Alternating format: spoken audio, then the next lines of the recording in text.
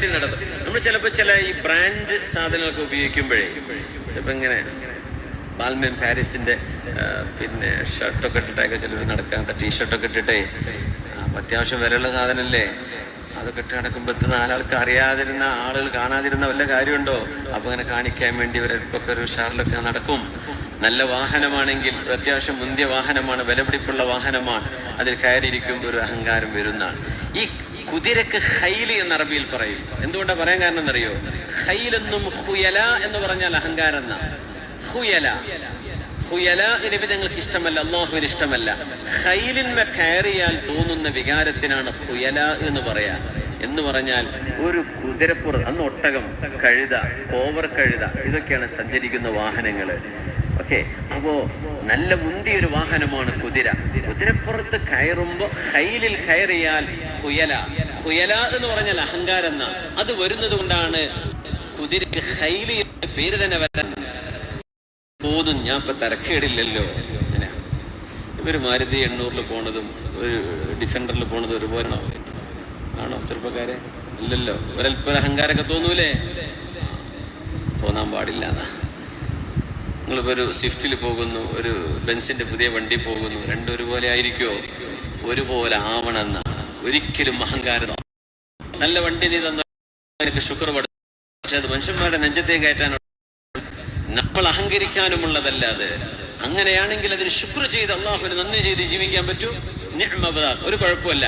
പക്ഷേ ഒരു വാഹനം മേടിച്ചിട്ട് നമുക്ക് അഹങ്കാരം തോന്നുക, കേടില്ലല്ലോ എന്ന് തോന്നുക, അടുത്ത വണ്ടിക്കാരനൊക്കെ ഒന്ന് ഓണടിച്ച് പൈപ്പിക്കാൻ തോന്നുകയാണ്. അത് വേണ്ട, അത് അഹങ്കാരമാണ്. അതല്ല. റമദാനിൽ ഒരു ചെറുപ്പക്കാരൻ ഭാര്യനെ കൂട്ടിയിട്ട് മാളിലോ ബീച്ചിലോ വേറെ പോകുമ്പോ അത്യാവശ്യം പ്രായമുള്ള ഉമ്മ പറയാൻ, എന്താണ് റമദാനല്ലേ, റമദാനിന് ഒരു ബഹുമാനല്ലേ, നോമ്പ് നോക്കുക, തറാവിസ്കരിക്കുക, എന്നിട്ട് ബീച്ചിൽ പോക്കുക. റമദാനിന് ഒരു ബഹുമാനല്ലേ വേണ്ടത്? നിനക്ക് 2 ദിവസം നടുവേദനയായിട്ട് തറാവിസ്കരിച്ചിട്ടില്ലെങ്കിൽ തന്നെ വലിയ പ്രശ്നമൊന്നും വരാൻ പോകുന്നില്ല. പക്ഷെ റമദാനിനെ ബഹുമാനിക്കല്ലോ നീ എവിടെ പോണത്? അപ്പൊ ഇവൻ റൂമിൽ കയറിയിട്ട് ഭാര്യനോട്, എന്താ ചെയ്യത്താണ്ട വൈബ് ഉമ്മാന, ഏയ് മതി, ഒരു 30 തറാവിയ റമദാനൊക്കെ അങ്ങോട്ട് പോയി കിട്ടും. ഉമ്മ സന്തോഷിക്കും മക്കളെ കണ്ടാല്. എങ്ങനെയുണ്ട്? അത് നമ്മൾ ആദ്യം ഒരു തിയറി അറിയണം. അവനവന്റെ സ്വർഗ സീറ്റ് ഉറപ്പിക്കാതെ ആരെയും പരിഗണിക്കൂല. ഏട്ടനുണ്ടോ, സംഘടനാ സുഹൃത്തുണ്ടോ, കൂട്ടുകാരനുണ്ടോ, അതൊക്കെ അവനവന്റെ സ്വർഗ സീറ്റ് ഉറപ്പിച്ചതിന് ശേഷം ബാക്കിയുള്ളവരെ കുറിച്ച് നോക്കേണ്ടിയുള്ളൂ. സ്വർഗ സീറ്റ് ഉറപ്പ് ഇല്ലാത്ത ഘട്ടത്തിൽ എങ്ങനെയെങ്കിലും അത് ആരെങ്കിലും ഏടിൽ നിന്ന് വായിലെടുക്കാൻ ശ്രമിച്ചുകൊണ്ടേയിരിക്കും. അതുകൊണ്ടാണ് നിങ്ങൾ മുഫ്ലിസാവല്ലേ, പാപ്പറാവല്ലേ എന്ന് സയ്യിദുനാ റസൂലുള്ളാഹി സ്വല്ലല്ലാഹു അലൈഹി വസല്ലം. ഒരു മനുഷ്യന്റെ മരണം അടുത്തു എന്നറിയാൻ വഴികളുണ്ടെന്ന് നബിയുനാ റസൂലുള്ളാഹി. ഞാൻ പറഞ്ഞതിനർത്ഥം നിങ്ങൾക്കൊക്കെ നമ്മക്കൊക്കെ പോകാൻ സമയമായോ എന്ന് ചിന്തിക്കാനാ. നമുക്കൊക്കെ പള്ളിക്കാട്ടിലേക്ക് പോകാൻ സമയമായോ? നാട്ടുകാരിനി കിളവനെന്ന് വിളിക്കാൻ ചെയ്തിട്ട് കിടക്കാറില്ലേ? തലയിലും താടിയിലൊക്കെ ഒന്ന് നോക്ക്, രോമങ്ങൾ നരയ്ക്കുന്നത് മരണത്തിന്റെ അടയാളമാണെന്ന് നബിയുനാ റസൂലുള്ളാഹി. രണ്ട് എൻ്റെ പ്രിയമുള്ളവരെ, നിത്യമായിട്ടുള്ള രോഗങ്ങൾ, pressure, sugar, cholesterol, thyroid, BP, ഇങ്ങനെ അങ്ങോട്ട് രോഗങ്ങളാണ്, നിത്യമായിട്ടുള്ള രോഗങ്ങൾ.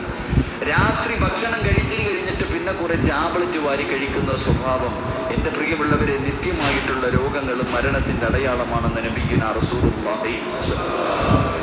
മൂന്ന് എൻ്റെ പ്രിയമുള്ളവരെ, പഴയതുപോലെ ഓടാനും ചാടാനും കുനിയാനൊന്നും അല്ല. പള്ളി വന്നിട്ട് കസേരയിൽ നമസ്കരിക്കണം, സുജൂദ് ചെയ്യാൻ കഴിയണില്ല. പണ്ടിങ്ങനെ നെഞ്ചും വിരിച്ച് തല ഉയർത്തി നടന്നവൻ്റെയൊക്കെ തല കുനിഞ്ഞു തുടങ്ങി, കൂനു വന്നു തുടങ്ങി, തൊലി ചുളുങ്ങി തുടങ്ങി. അത് മരണത്തിന്റെ 3ാമത്തെ അടയാളമാണെന്ന് നബി മുഹമ്മദ് മുസ്തഫ സല്ലല്ലാഹു.